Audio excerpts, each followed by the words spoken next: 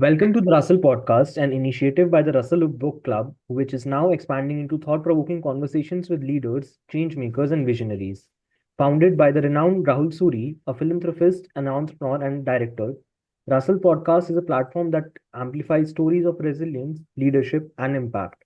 In today's episode, I'm glad to have Miss Neeraja Ganesh, a TEDx speaker, a leadership facilitator, and a two-time top 100 thought leader recognized by Thinkers 360. First thing, thank you for being here, ma'am. It's an honor for us.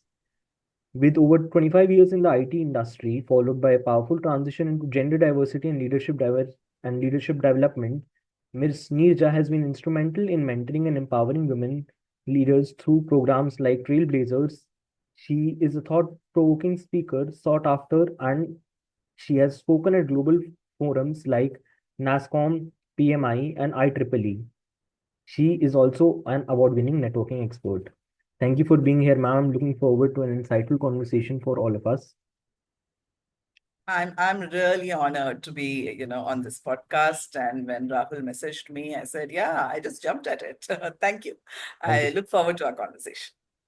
So I'll start with what everybody wants to hear because these are questions that are sourced from the students. It's from the students themselves. So you had a thriving career in IT from what I know of, and then you shifted to gender diversity, and then you shifted to leadership, and now you're working on them inclusively. These are topics which are firstly not conventional in India, and then they are also very bold in themselves. What was it in your career trajectory, or what was in your life trajectory that was a defining moment which made you take the leap of changing and navigating into something which is very uncertain, especially when it comes to a demograph like India? I would love to know your experiences on that. Sure. So, first of all, I have to be very honest and say that it wasn't very intentional. It wasn't as if, okay, let me do 25 years of tech and then, I want to do something else. It didn't happen that way. However, what was aligned to what I'm doing now is throughout my 25 years of a career, I always led initiatives in the diversity, equity, and inclusion space. So I was a technology leader, but I would put up my hands and lead any of the DEI initiatives that our organizations had. Be it a small conversation around Women's Day for a panel discussion, or be it, kind of driving a return to work program, which is helping women who have taken a career break restart their careers, I would put up my hand. So that always was there. And I'll tell you why is it that I was so passionate about helping women. The backstory there is I grew up to be a very meek, timid, shy girl.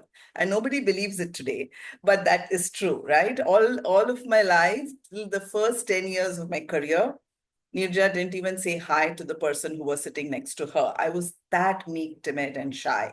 What kept me going was that I was good at my work. So I would come to office, I did my work, I went back.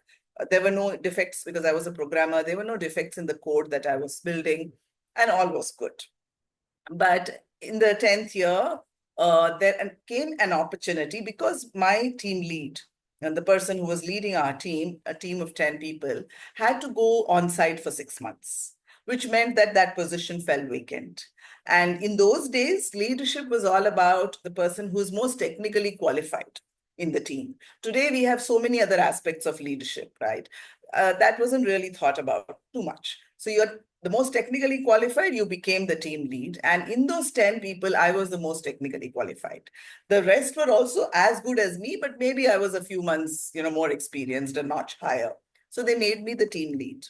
Now, when you become a team lead, you can't keep quiet. You can't just keep your mouth shut, right? You can't just do your work. You are responsible for the team. You're responsible for your customers. There are stakeholders who want to, ask you many questions. The organization was going through a lot of transformation. And I realized I can't be quiet. I need to speak up on behalf of my team, answer my stakeholders. If something wrong came my way, I need to kind of defend my team and say, no, we've done the right things. Talk to the organization, the managing director, when I felt that the transformation that was happening needed some different direction and not the way we were going. And when I spoke up, I was heard. That was the biggest part of it, right? Uh, as a young leader, first time leader, if I was going to challenge the managing director who was at the helm of the organization, I have to give it to that leader that he heard me. And he acknowledged the ideas that I was bringing. And things changed, not only for me and my team, but for the organization. And I said, I must do more of this because it is really impactful. So if I were to think back, if my team lead had not traveled, then the position wouldn't have gone vacant. And nobody had made me team lead. And I would have probably sat like that. The same meek, timid, shy Neeraja would have continued for years together.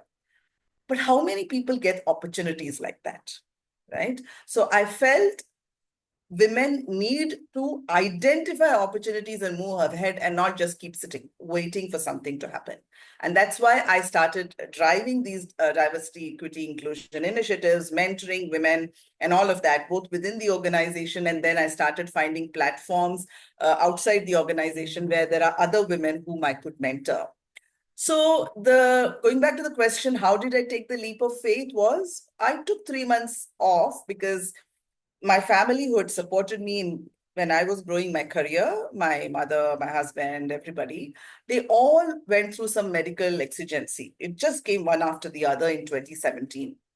So I said, now I need to give back. They've helped me. So I need to take some time off. So I started with 6 weeks, but it just went on and on because one after the other people were unwell. So I thought, I don't want to do the same kind of a travel job that I was doing. There was a lot of travel. This is pre-COVID. Nobody thought we could meet like this. So leaders had to really show up in different cities, in different countries, face to face, have conversations, meetings, and address teams. So I was trying to negotiate for a role which wouldn't have the kind of travel that I was doing. And in my head, I had decided that if such a role doesn't come by, then I will leave. That's what I had made up my mind. So those 3 months while I was caring for my family, I still stepped out every day for 2 hours. There's always a time when you can step out. People are sleeping in the afternoon. There is some help available. I would step out. There were two things that I did. One, I was volunteering actively in startups, in not-for-profits, in many different kinds of organizations. And second, I was meeting a lot of people because I had developed a very large network to really find out if I don't go back to the corporate space, what else can I do? And the realization at the end of 3 months was there's enough to do. I mean, I will not have boredom if I quit my job. I will not go mad, insane because I have nothing to do. There's enough stuff to do. How do I make? Because money is important, that we'll figure out. I was confident I'll figure it out at some point in time, but at least there's enough to do. So after 3 months, when my company called me back and they said, you have to just pick up whatever role comes your way. If it has travel, you have to travel. I quit. So what enabled me was the fact that I had networked very well. I had checked out the system and there were enough and more opportunities. I had a passion to help women and students. So all of this gave me the confidence that I'll find something to do and I'll make good. So that's how it happened. That's honestly very inspiring because not many people take the leap of saying that, okay, let's keep everything aside, let's focus on one thing, and then just take up something which is not very used to, which you're not very used to, or say anything like that. This also brings me to one point that a lot of times this happens. Correct me if I'm wrong, and with all due respect, a lot of time women leaders or say women professionals do not take up leadership roles because of either stereotype or paranoia or be it anything that you know it better than me. Your leadership development program, TrailBlazHERs, is designed to empower women professionals and women leaders on all levels. I would like to know what are some common patterns or mindset shifts in general that you have seen in women professionals. The reason I'm saying women professionals again and again, not to differentiate, but because this is about Women's Day and about women professionals, what are some mindset shifts that you have observed in women professionals who make it big in leadership roles in corporates or in startups? So rightly said, mindsets, right? So my program is focused on mindsets. There is always this debate, and it continues to, that I think we need to teach women how to speak, communication skills, how to stand, power poses, and beyond women, I'm sure, people talk about it for everyone. But it also, people come and tell me, like somebody asked me for this Women's Day, can you do a program to teach our women how to confidently speak, how to confidently stand? And I told them I don't do such programs. Because speaking in a particular manner and standing in a particular manner doesn't bring confidence. Confidence is something that comes from within. And I'm sure Rahul will agree, right? You have to feel confident from within. It is a mindset. And once you have that confidence, whichever way you speak and whichever way you talk, you will shine. Okay. So mindset is the biggest thing. So in my so many years of work experience, and then the mentoring that I have done for all the women, I have realized that women hold themselves back due to two or three things. Whatever, level of experience they have, whatever level in the hierarchy they are. The first one is they really want to be perfect. So if they want to do something, they want to be 100, 120% perfect. Now, that could be a cultural thing. Maybe that's how they've been brought up. Maybe they have been told that if you are not good enough, then you don't have space for yourselves. So they try to make themselves so good. There are many reasons for them to be wanting to be perfect, but they want to be 120% perfect, know it all before they put up their hands. The second thing is there is what today is termed as imposter syndrome. That is, we think that we just got lucky. So, I have been invited by Rahul, not because of something great that I did, but okay, somebody just referred me. And very soon he will come to know that I don't have any stuff in me. Okay. So the imposter within you keeps telling you, you're not good, you're not good, you're not good. And hence we don't feel good about ourselves. That brings our confidence levels down, right? And the third thing is about not looking for the right time to do things. This is not the right time. I'll wait for the right time to come. So these are two or three, and there could be a few more, but the big ticket items, these are the mindsets which pull them back. Research says that if there is an opportunity and a man looks at, there is a job description which describes the job, and it will give you 10 aspects that they need in the candidate, certain skills, certain competencies. So the man will just look at it and say, 5 out of 10 is good. I have it. Let me go for it. He will present himself, and he'll say, I am the right and I am the best candidate for this. But women will look at it and maybe they have 8 out of 10. Okay. And 2, you're still work in progress, or you're still not, you've got to kind of learn those 2 aspects. We're going to hold ourselves back and say it's not the right time for me. Let me pick up those 2 things also, and then I will apply. Now, what happens is, by the time you're picking up those 2, the job has already been taken by another man, another woman. And by the time you then apply for the next one, again, you have to prepare, right? So these are the elements which my program TrailBlazHERs focuses on. While I can give ample amount of skills, because many learning leaders will say, how many tools can you give us? If tools is all that is required, we can chat GPT and get it today, right? I mean, you don't need a Neeraja or anybody else to teach you things today. But it is the mindset that needs to be framed in such a way to say, yes, I'm ready. I'm the right person. What is the worst that can happen? If I fumble, fine, I will get up and, I will learn and I will do it again. So that's my program all about. And to your question, do women leaders hold themselves back? They hold themselves back because of this. Again, generalizing, but largely it's because of this. If you look at this circle of mindsets, right? How is a particular mindset formed? My mindset is formed because of my past experience, right? Now, my experience determines my mindset, because of which I take my next step, the action that I take. If I don't do anything different from my past, then the experience continues to be the same, the mindset continues to be the same. So if I really need to change the mindset, I have to try something different. It's as simple as I always eat in Indian restaurant because dal chawal is best for me. Paneer is what I like. I don't want to try out Chinese and Italian and Korean and whatever else is there. So I will always think that's not good food.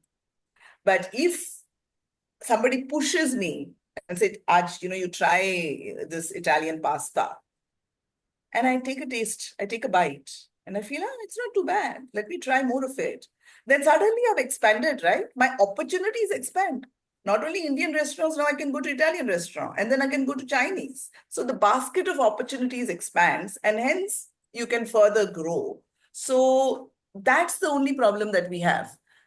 If we can just look at our mindsets and just try a little different things, life will be great. And that's what my program also enables people with. Honestly, when I talk to you, I do realize that I'm talking to someone, even though we haven't spoken before off camera or anything, but I do realize I'm talking to someone who has a plethora of answered questions of what ifs and what nots.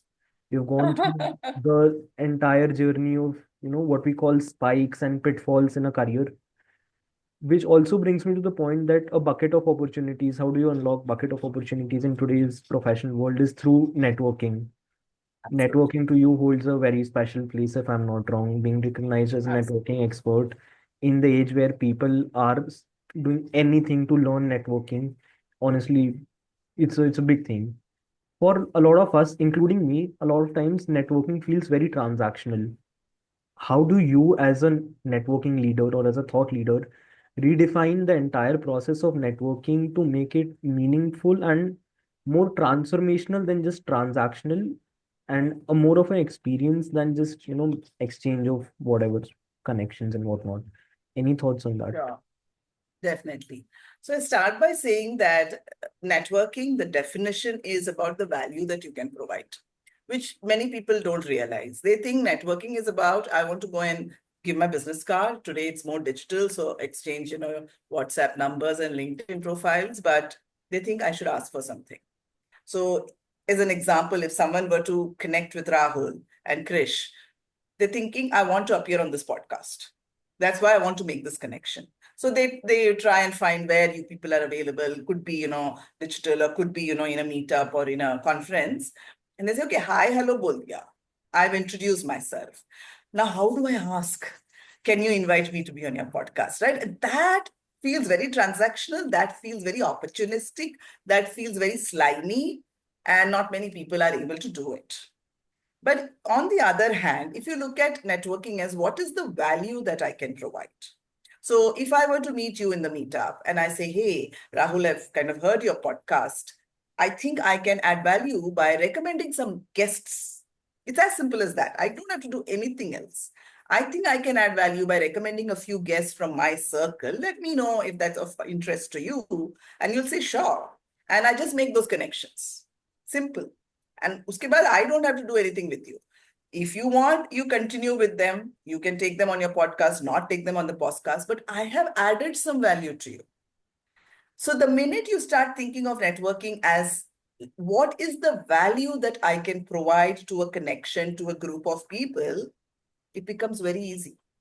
Because the mindset is now, it's all about helping others now, which comes very naturally to us. It's ingrained in us to help people. So that's the first step. The definition in the first step is, about helping people. Now, the second step is nurturing those connections. You build the connection, you offered whatever value you could offer. Now, if you're not going to nurture this connection on a long term, then it's kind of a forgotten thing, and then you can't call it as a network, right? So to nurture connections, I don't think you need to call up people every week or anything like that. That's not possible also. But in that first conversation that I've had with the person, if I'm able to really genuinely have the conversation to understand what the person's challenges are, what the person's ambitions are, right? Aspirations are, interests are, passion is, I will guarantee you that when something of that sort comes in front of you later, you will remember the person. So I remember, I saw this conversation in a WhatsApp group where one lady was telling another lady, hey, you told me last time that you are looking for vegan bags because veganism is in the air today. Many people are going vegan. So beyond just food, they also want to kind of, keep articles with them which are vegan, not using animals' skin or anything like that. So she's telling on the group, you told me last time that you were looking for vegan bags, and I came across this store which is selling vegan bags. and here is the address. How simple. So it is a follow-up that you're doing, and you may be doing this after 3 months, but the person who got that tip will always remember you forever. She is going to really respect you forever. And she may want to do something back for you. So if she comes across something, or after two such conversations, if you really want to go and ask her for some help, you can also ask. Because now she's not going to think of you as an opportunist. In the very first conversation, you can't ask. The first conversation and a couple of conversations after that is to enable, to add value, to help, to introduce, make further connections. After which, you can always ask and say, hey, you know what? I'm looking for a job, or I'm looking for a connection. I'm looking for this. Is it possible for you to help me? And that's the circle of networking. So simply put, it's about the value you can offer. What is it that you can do to people to help? Two, make as many connections, introductions as you can. Three, what is the value you offer? Ensure you give it. You remember, and it doesn't have to be every day, every month. I'm telling you, because I'm a huge networker. I have 30,000 connections on LinkedIn, and I cannot further take any connections. So if new people want to join, then I have to remove some connections and then, add them in. And I'm part of some 100 WhatsApp groups. And I meet people, on the road, they remember. They say, oh, you're Neeraja from here. So that's not possible that I'm calling up everyone and, doing things. But the genuinity of the conversation enables me to actually remember them when the moment arrives. Oh yeah, this person, no, she said this, he said this. Let me find them and I give this, article, or I may, just build the connection.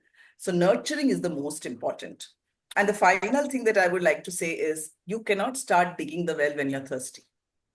So you can't start networking when you are looking out for something. None of this will work, right? So you have to forever, build connections. And when the need comes, you can always dip in, drink water, or the well will come to you. I guarantee you the well will come to you. Honestly, even in my observations, even though I just started very recently, I've seen that if you can add value first, it it naturally unlocks so many more doors which would have otherwise been very awkward to even knock on. Exactly, Takes exactly. away the guilt complex entirely. Anyways, True. you have been mentoring people on various levels on multiple platforms. I'm not going to get into that because you've spoken a lot on that earlier.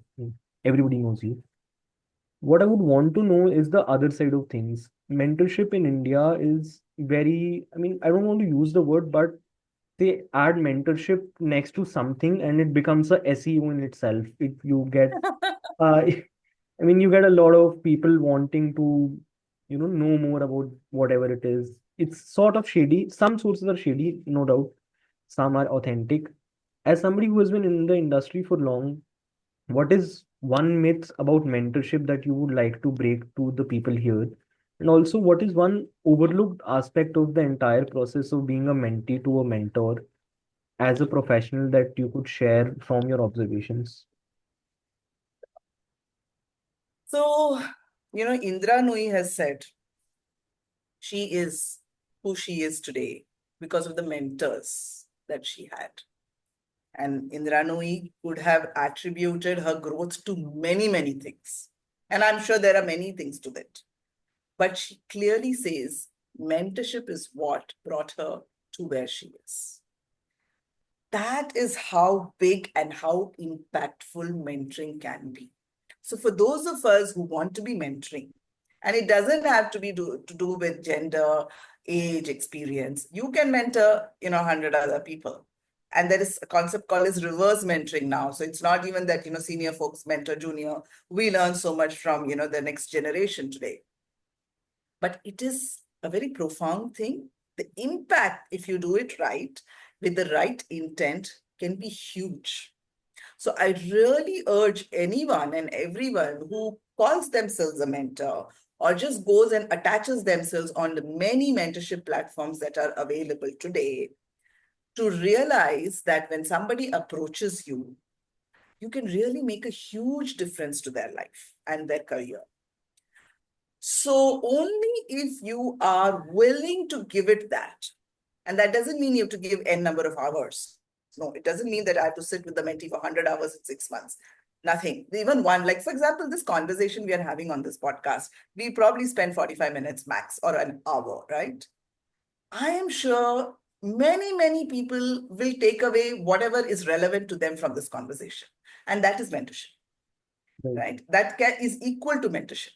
That So sounds you good. don't need to give many hours to the mentee, but you have to be willing to be genuinely willing to listen to the person and go a little deep, because the mentee probably comes with a problem statement because he or she thinks that is the problem, but actually the problem is more underlying. So you have to spend time in allowing the mentee to unwrap and go to that level. And that's your expertise to say, okay, this is the problem. So I've unwrapped layer 1, layer 2, layer 3. I think this is where the problem is.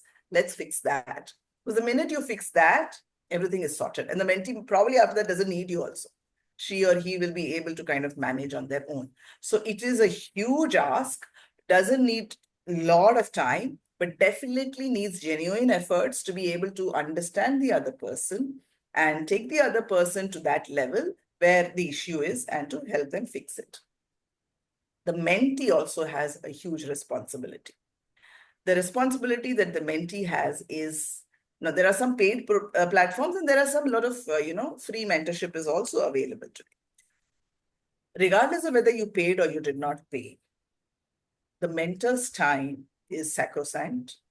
It is worth a lot. If I'm spending an hour as a mentor, I could have done many other things in that 1 hour, but I'm choosing to spend it with you.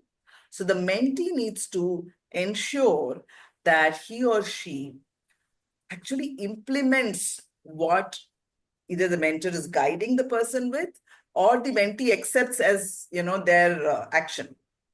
Right? So it's a two-way street. As a mentor, I don't necessarily say do this, because I want a lot of those actions to come from the other person. Only then the person owns the action.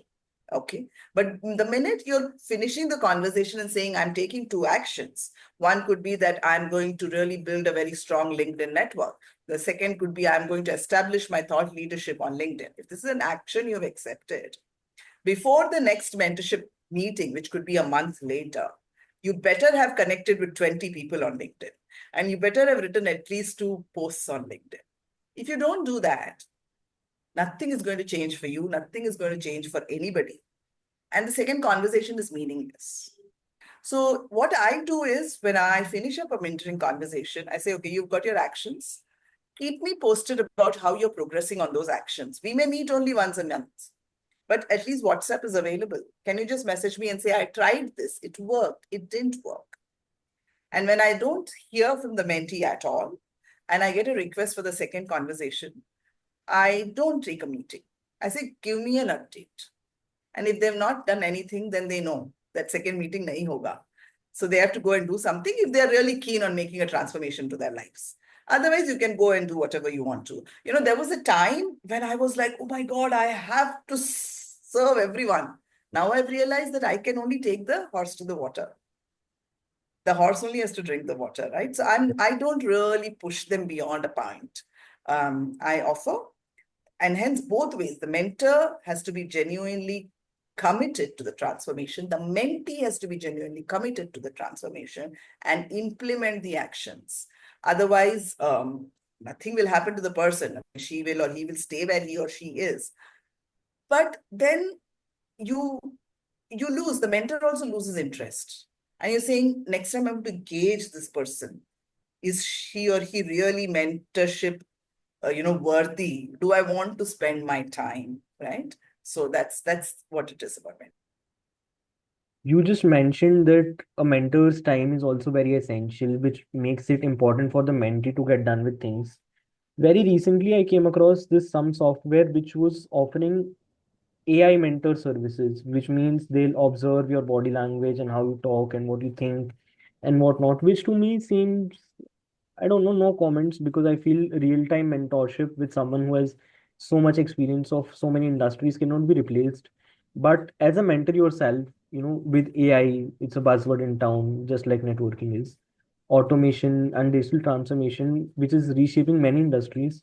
How do you see the role of mentorship and leadership evolving in the next one decade with the AI revolution in 2025? What skills do you feel the next generation leaders and the next generation mentors should have to keep up with the entire transformation? Sure. AI is there to stay, and it really helps in many ways, I'll be honest. I mean, so we can't say, all that is fluff. For sure, it is helpful, but we are also helpful. Okay, so that's where the differentiation has to come. So the other day, I was doing this session, a one-day program, and I have this problem of, I get cramps in my toes. Even today during our recording, I suddenly flinched, if I don't know, you noticed, because my toes, for a second, I get a cramp. That day, the cramp stayed for 15 minutes. And I just didn't know what to do. And there were about 17, leaders who were in that room, young leaders, on ChatGPT. What do you do? And they were giving all the prompts. If, you get a cramp and this and that, and it was telling you, bring a banana, you should eat a banana. Maybe there is magnesium deficiency, water, hot water massage. And they were all trying all of that. So we have it on our fingertips. And rightly so. I have also heard leaders say that in a situation in the office, if there is a difficult situation, they go to ChatGPT, Gemini, whichever AI you want to use, and they put in the situation. And of course, we all understand the importance of prompts. It has to be very relevant prompts, right? And even a school kid today knows that when he or she puts a prompt that give me an essay on an elephant, he will explicitly say, I am in fourth standard in the CBSE syllabus. Give me an essay on the elephant, because otherwise it could give a 10th standard essay or a first standard essay. So we are all very smart people. We have developed it. So obviously, we have put in the right intelligence in it. And I think we must make use of it. Let's be honest, let's make use of it. Our first go, if we wish to, let's go there, get all the information, and then act on it. Now, what is the difference that a human mentor can do, right? Beyond the AI is the unraveling I told you, right? Peeling off, because what I'm going to ask the AI is at a very superficial level, at a very high level. I think this is the problem. I'm having, cramps. How do I fix it? So it's going to give me, 5 things.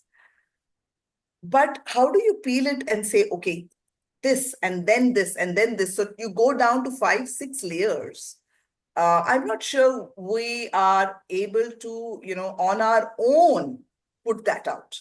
That's the mentor's, job, to peel off those layers and come to the actual problem statement and say, this is where you need help, or this is what you need to do. Now you go and figure it out with ChatGPT. Your help is not in terms of, networking, but your help is in terms of the mindset that you have when you approach people. That is something the mentor will say. And then how do I figure out a mindset? You can always chat GPT and find out, okay? So it allows the mentor also to have more time and hence do something more meaningful, because technology is an enabler. It can be a disruptor, but if we use it the right way, it really enables all of us.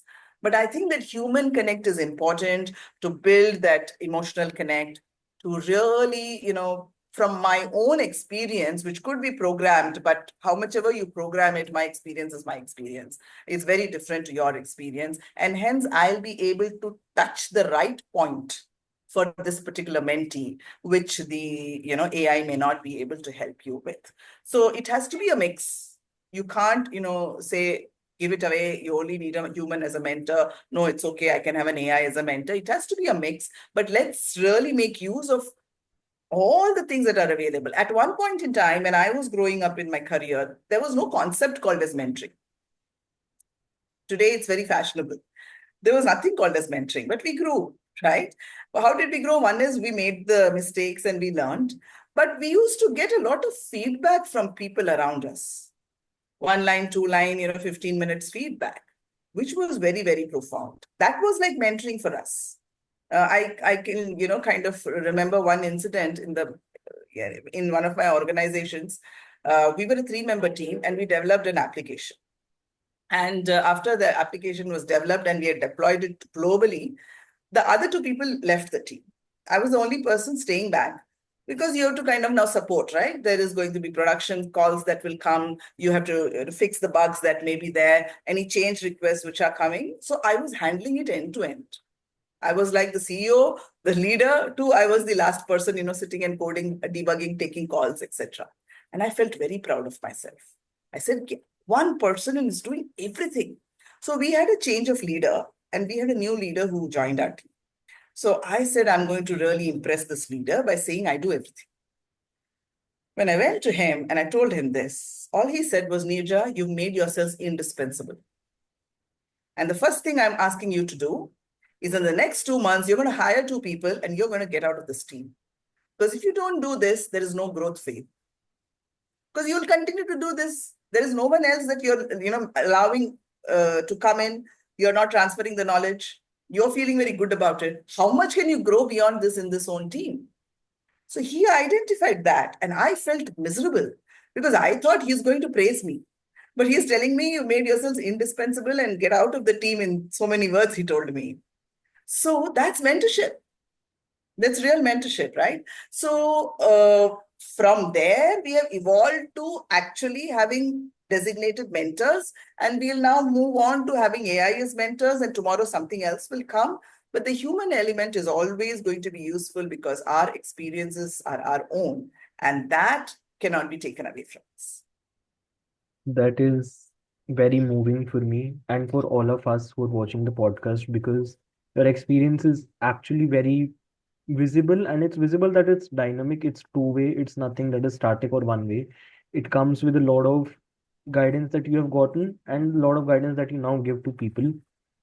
I was so glad to have this conversation because lately I was moving a bit around, how do I get my mentors? How do I not get my mentors? There is one very small add-on to this question, not a question entirely, but a lot of people struggle with finding the right mentors, and it is a barrier if you're not from the best of colleges, if you're not working in the best of companies. How can somebody who's trying to create his career path on his own entirely not just find mentors but build relations with mentors that go a long way, not just into entering the career, but also maybe exploring exit options or growth options? How can people find the mentors who are right for them and who are right for their job roles? Right. So there are many, many, many platforms that are existing. So please evaluate, you can go, like I can quickly talk about the platforms I am a mentor on. There is one called as Her Key for Women. There's another called as Aspire for Her, again for women. Then obviously there is one new one which I got onto. It's called as GLEAC, Gleek. Okay. So there are plenty of platforms. So and it's a designated mentoring platform, which means that if somebody you go there and say, I want XYZ as a mentor, nobody's going to take offense because it is a mentoring platform. So you can check out all the profiles and then decide. Now, who is the right one? You have to take the decision, right? The AI is not going to match it for you. And I'll tell you a small story here. When Aspire for Her started, this is a platform which was started in 2020 by Madhura Dasgupta Sinha exactly 5 years ago, March 8th. Tomorrow, we're going to celebrate the 5th birthday of Aspire for Her. She had started it then to help women in the age group of 18 to 25. Okay. And hence, she took 6 or 7 young girls in her team, because she felt that if you are building a platform for 18 to 25-year-olds, a 50-year-old can't, be building that platform. You need 18 to 25-year-olds who will decide what needs to be there in the platform. Okay. So there were these 6 or 7 girls, including my own daughter. And she said, I'm opening up the mentorship for you all first. So there are about 60 mentors on the platform. You choose. You get, the first right to choose the mentors, and then I'll open it up to the Janta outside.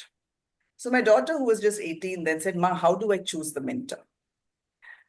Now, this is how I didn't tell her this is the person. I said, see, what is it that you want to do? She wanted to be a data analyst. So you have to find someone who's in technology. Okay. Then I said, what are the kind of organizations that you would like to work in? Because then if you find a mentor in those organizations or like those organizations, they can help you navigate that system, right? So then you look at mentors if they are worked in similar kinds of organizations. Third, what is the richness of their own personal brand, the mentor's personal brand, and the number of connections they have?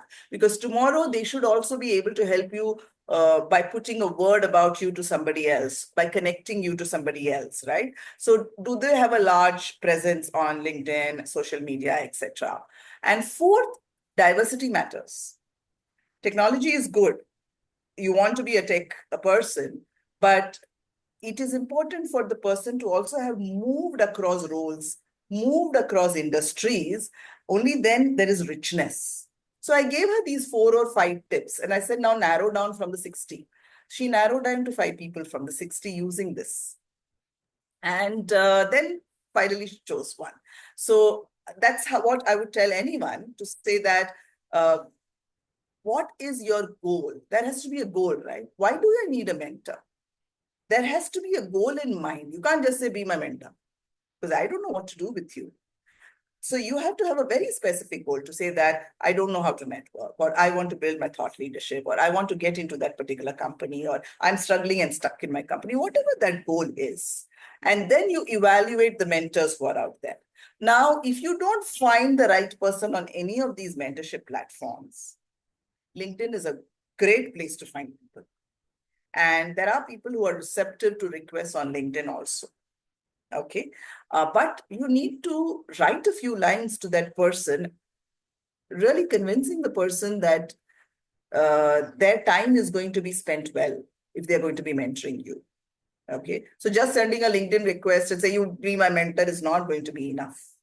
Give a little bit of introduction about yourselves, your profile, your interests, what have you achieved so far, and what is that one challenge which you're facing because of which you think this person can guide you. And I'm sure largely people do accept. That's right. I have been on LinkedIn for 4 months and I've gone from being the most socially awkward guy to having decent conversations, if not the best. And honestly, this conversation was very insightful, not just from the perspective of a professional career or from networking, but is this there in your tone? Is this there in your articulation that you have seen many people go from scratch to make big careers, one of them being you? Thank you so much, ma'am, for this conversation. I'll be grateful. I'll remember this one for a very long time. And I'm sure everybody who's watching this derived multiple insights out of this. Thank you for coming to the Rustle Book Club podcast.